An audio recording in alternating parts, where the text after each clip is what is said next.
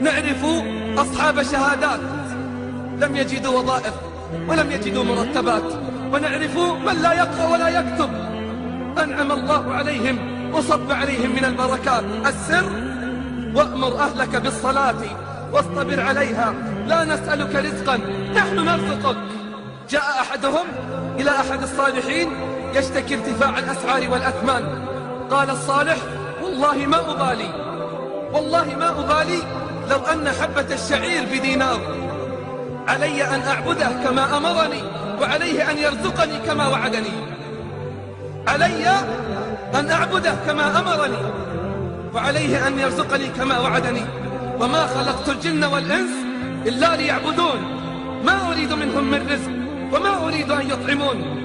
السر: وأمر أهلك بالصلاة واصطبر عليها لا نسألك رزقا نحن نرزقك والعاقبة للتقوى.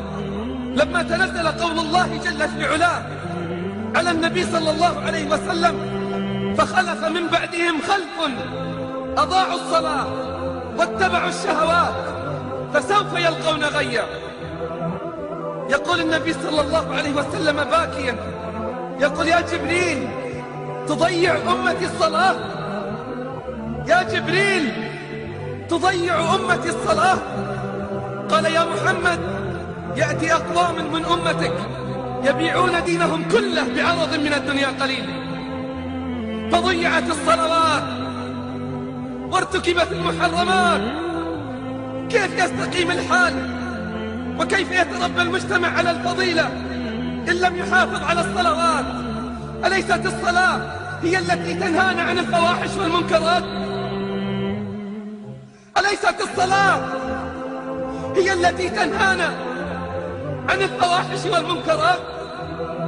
يكفينا أمرا ربانيا واحدا حتى نعلم عظم قدر الصلاة عند الله. أما يكفيك أن الله افترضها فوق السماوات؟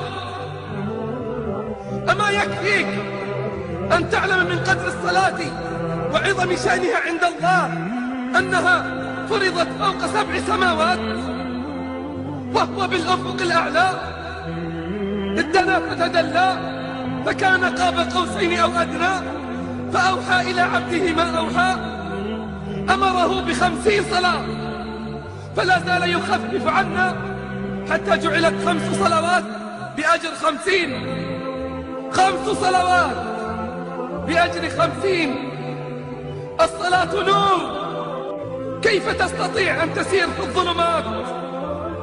كثير يتخبطون، كثير يشتكون من الهموم والغموم، علاجهم الانضمام إلى صفوف المصلين، مآسي الشباب في كل مكان، وعلاجهم ادخلوا بيوت الرحمن، انضبطوا في صفوف المصلين.